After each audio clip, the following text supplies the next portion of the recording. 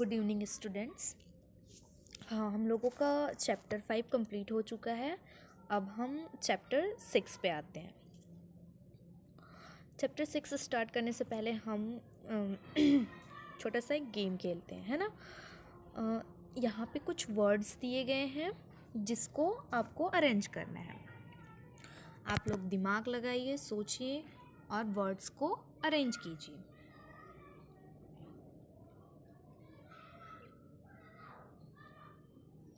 ठीक है, words arrange करने से हमको क्या मिला? वर्क, जिसको हम कार्य बोलते हैं, एनर्जी, जिसको हम ऊर्जा बोलते हैं, और पावर, जिसको हम शक्ति बोलते हैं। ठीक है, तो हमारा जो चैप्टर नंबर 6 है वो है वर्क, एनर्जी एंड पावर, अर्थात कार्य, ऊर्जा और शक्ति। तो कार्य, ऊर्जा और शक्ति जो है ऐसे प्रचलित शब्द हैं जिनका उपयोग हम दैनिक जीवन में सतत करते हैं, है ना। जैसे स्टूडेंट्स पढ़ने लिखने का काम करते हैं, जो जुलाहा होता है वो कपड़ा बुनने का काम करता है, नाई होता है वो बाल काटने का काम करता है, किसान होता है वो फसल उगाने का काम करता है, सैनिक जो होता है देश की रक्षा करने का काम करता है। वैसे बहुत सारे काम हैं, यानी कि प्रत्येक व्यक्ति जो है अपनी आवश्यकता, क्षमता और योग्यता के अकॉर्डिंग कंटिन्यू काम करते रहता है ना। तो काम करने के लिए उसको क्या है, एनर्जी, ऊर्जा की आवश्यकता होती है। और हम देखते हैं बेसिकली हमको ऊर्जा भोजन से मिलती है ना।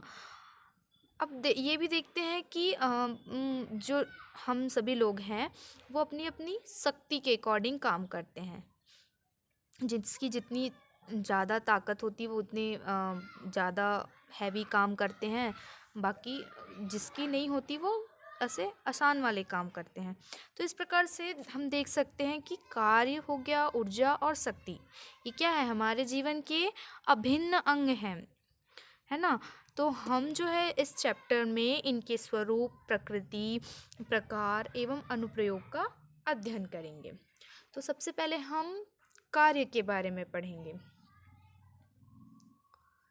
सबसे पहले देखते हैं कार्य का अवधारणा। कार्य की अवधारणा देखते हैं, कॉन्सेप्ट ऑफ वर्क। तो दैनिक जीवन में हम पढ़ना, लिखना, सामानों की निगरानी करना, साइकिल चलाना, बोझ उठाना, जूता पॉलिश करना, खाना बनाना, गाना गाना, सब क्रियाएं करते, ये सब कार्य कहलाता है। परंतु भौतिकी में इसका एक विशेष अर्थ होता है। भौतिकी में कार्य होना तभी माना जाता है जब किसी वस्तु पर आप बल लगाते हैं और उसमें विस्थापन होता है ना। अतः स्पष्ट है कि दैनिक जीवन में ऐसे बहुत सारे काम हैं जिनको भौतिकी के दृष्टिकोण से हम कार्य करना नहीं कह सकते। जैसे कि गीत गाना, पुस्तक पढ़ना, इसमें क्या होता है, इसमें कोई डिस्प्लेसमेंट नहीं होता है, विस्थापन नहीं होता। तो ऐसी चीज़ों को, ऐसे कार्य को हम भौतिकी के दृष्टिकोण से कार्य में नहीं काउंट करेंगे। देखो एक और एग्जाम्पल है, जैसे कि कोई स्टूडेंट है, वो बुक को पकड़कर खड़ा है, तब भौतिकी के दृष्टिकोण से वो कोई कार्य नहीं कर रहा है।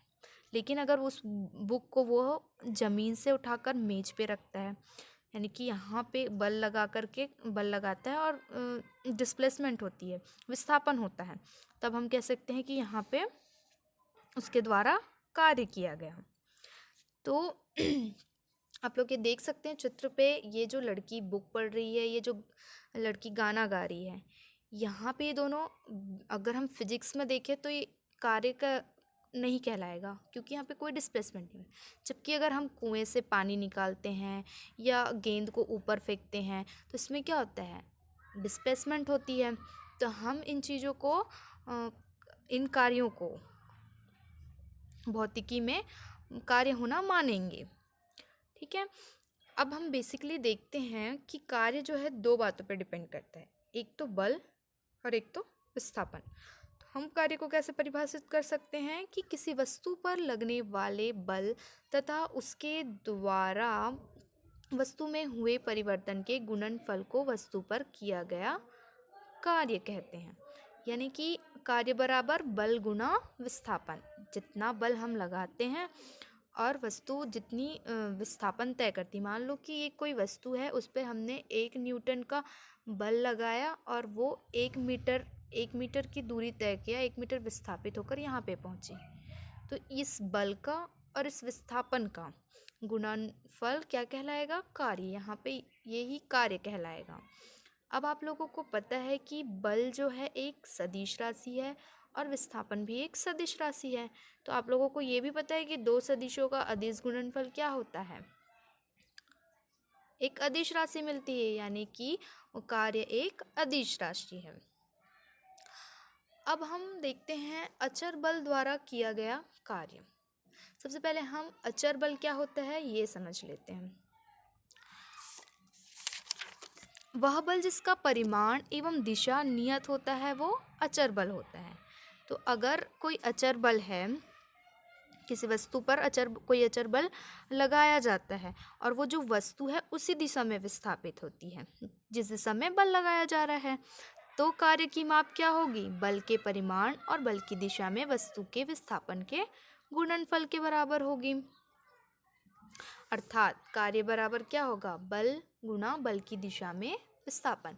देखो यहाँ पे स्थिति ए में वस्तु रखी हुई है, उस पर एक नियत बल F लगाएं और उसका डिस्प्लेसमेंट यानी कि वो स्थिति बी पे जिस दिशा में बल लग रहा है उसी दिशा में विस्थापन हो रहा है यदि, है ना, तब हम उस कंडीशन में किए गए कार्य को कैसे परिभाषित कर सकते हैं? बल गुना बल की दिशा में विस्थापन से, यानी कि W बराबर F.D, इक्वेशन नंबर 1। ये हो गया। इस स्थिति में यही वस्तु पर किए गए कार्य का सूत्र है।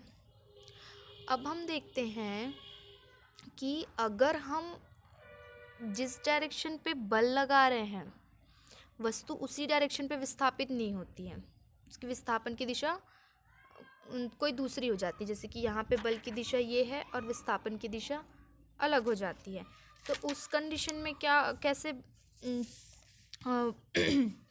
हम कैसे कार्य को परिभाषित कर पाएंगे कि जब किसी वस्तु पर अचर बल आरोपित किया जाता है तथा वस्तु का विस्थापन बल की दिशा में ना हो तो कार्य की माप बल के परिमाण यानी कि जितना बल उस पर लगाया जा रहा है और बल की दिशा में वस्तु के विस्थापन के घटक के गुणनफल से की जाती है। अब यहाँ पे घटक के गुणनफल से, यानी कि कार्य बराबर बल गुना बल की दिशा में विस्थापन का घटक। आप लोग ये पढ़ चुके हैं W बराबर F.D। अब आप लोगों ने ये फॉर्मूला भी पढ़ा है पिछले चैप्टर में, सदिश वाले चैप्टर में, कि A.B is equal to AB cos theta होता है। तो ये फॉर्मूला यहाँ पे पुट कर दो तो क्या आ जाएगा? W बराबर F.D cos थीटा। तो ये cos थीटा क्या है? D cos थीटा जो है यहाँ पे देखो बल की दिशा में विस्थापन का घटक है। ठीक है, अब हम इस पे डिफरेंट केसेस देखते हैं। पहला केस है हमारे पास, जब कोई वस्तु है इस पर कोई बल लगा रहे हैं और विस्थापन भी बल की दिशा में ही होता है, तो यहाँ पे एंगल 0 होगा। जब कोई बल इस डायरेक्शन में बल लग रहा है और इसी दिशा में उसका डिस्प्लेसमेंट हो रहा है तो यहाँ पे एंगल 0 होगा। तो कॉस इस फॉर्मूले में हमने वैल्यू रख दिया थीटा की जगह पे 0। यहाँ पे देखो आप लोग, यहाँ पे बल और विस्थापन के बीच मान लो कोई कोण थीटा है, तो यहाँ पे तो थीटा की वैल्यू 0 है। ठीक है, तो cos 0 बराबर 1 होता है, तो वर्क इज इक्वल टू क्या मिल जाएगा? F.D। ये मैक्सिमम वैल्यू है, यानी कि जिस डायरेक्शन पे हम बल लगा रहे हैं और विस्थापन भी उसी डायरेक्शन में होता है तब हम ऐसे कार्य को धनात्मक कार्य कहते हैं। जैसे कि ये घोड़ा इस डायरेक्शन में फोर्स लगा रहा है और एक गाड़ी भी इसी डायरेक्शन में आगे जा रही है, तो यहाँ पे किया गया कार्य धनात्मक कार्य कहलाएगा। ठीक उसी प्रकार ये जो व्यक्ति है बॉक्स को ऊपर की ओर उठा रहा है, बल ऊपर की ओर लगा रहा है और बॉक्स भी ऊपर जा रही है, तो यहाँ पे किया गया कार्य क्या होगा? व्यक्ति द्वारा किया गया कार्य धनात्मक कार्य होगा। अब केस 2 पे आते हैं हम। अगर हम फोर्स इस डायरेक्शन में लगा रहे हैं और डिस्प्लेसमेंट अपोजिट डायरेक्शन में हो रहा है, यानी कि इन दोनों के बीच 180 डिग्री का एंगल बन रहा है, तो 180 डिग्री cos 180 -1 होता है, तो देखो वर्क बराबर क्या है? -F.D हो जाएगा। यानी कि जब फोर्स जिस डायरेक्शन में लगा रहे हैं उसके अपोजिट डायरेक्शन में डिस्प्लेसमेंट हो रहा है तो वहाँ पे किया गया कार्य ऋणात्मक कार्य कहलाएगा। जैसे कि घर्षण बल वाला कार्य देख सकते हैं, बल इस दिशा में लगता है और घर्षण बल क्या होता है, एक विरोधी बल होता है जो सतह पे लगता है। तो यहाँ पे देखो दोनों का डायरेक्शन अलग है, इसलिए यहाँ ये क्या है, ऋणात्मक कार्य है। ठीक उसी प्रकार जब व्यक्ति जो है किसी बक्से को ऊपर उठा रहा है, तो यहाँ पे जो बल नीचे जो बल कार्य करता है वो कौन सा बल होगा, गुरुत्वीय बल, गुरुत्वाकर्षण बल नीचे काम करेगा mg, और लेकिन वस्तु तो ऊपर जा रही है और जो बल mg है वो तो नीचे काम कर रहा है। तो यहाँ पे जो गुरुत्वीय बल द्वारा देखेंगे किया गया कार्य, तो यहाँ पे वो ऋणात्मक कार्य कहलाएगा। अब केस नंबर 3 देखते हैं। जब कोई वस्तु, इस पर देखो बल की डायरेक्शन इधर है नीचे और डिस्प्लेसमेंट इस साइड हो रहा है, यानी कि दोनों के बीच 90 डिग्री का एंगल बन रहा है। तो cos 90 बराबर क्या होता है, 0, हाँ 0 होता है। तो वर्क यहाँ पे 0 आ जाएगा। ठीक है, वर्क 0 आ गया। तो ऐसे यहाँ कार्य को हम शून्य कार्य कहेंगे। जैसे कि इस उदाहरण में हम देखते हैं अभिकेंद्र बल वाला, जब हमने पढ़ा था कि ये जो वस्तु की दिशा जिस साइड होती है उसके लंबवत अभिकेंद्र बल होता है, तो यानी कि इन दोनों के बीच 90 डिग्री का एंगल बनता है। तो ये किसका उदाहरण हो जाएगा, यहाँ पे कार्य शून्य होगा। अब कार्य इसके अलावा भी 2 कंडीशन पे शून्य हो सकता है, जब बल शून्य हो तब भी कार्य शून्य होगा।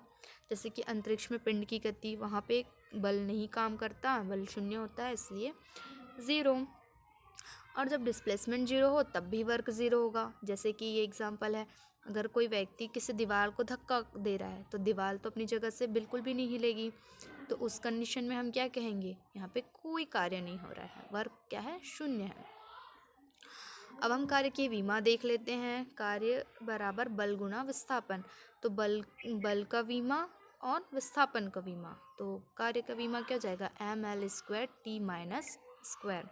ठीक है, अब हो जाएगा कार्य के मात्रक।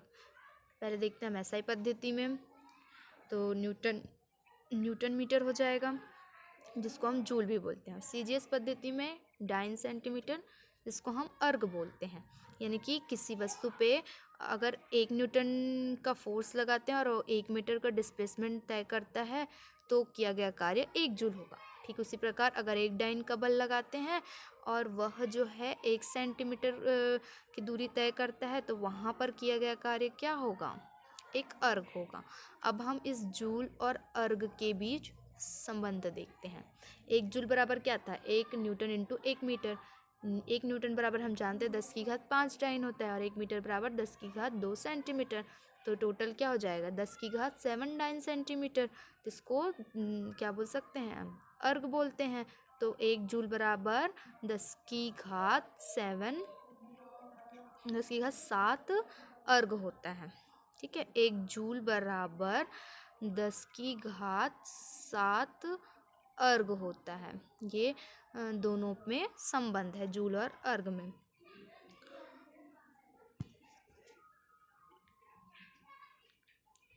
Thank you.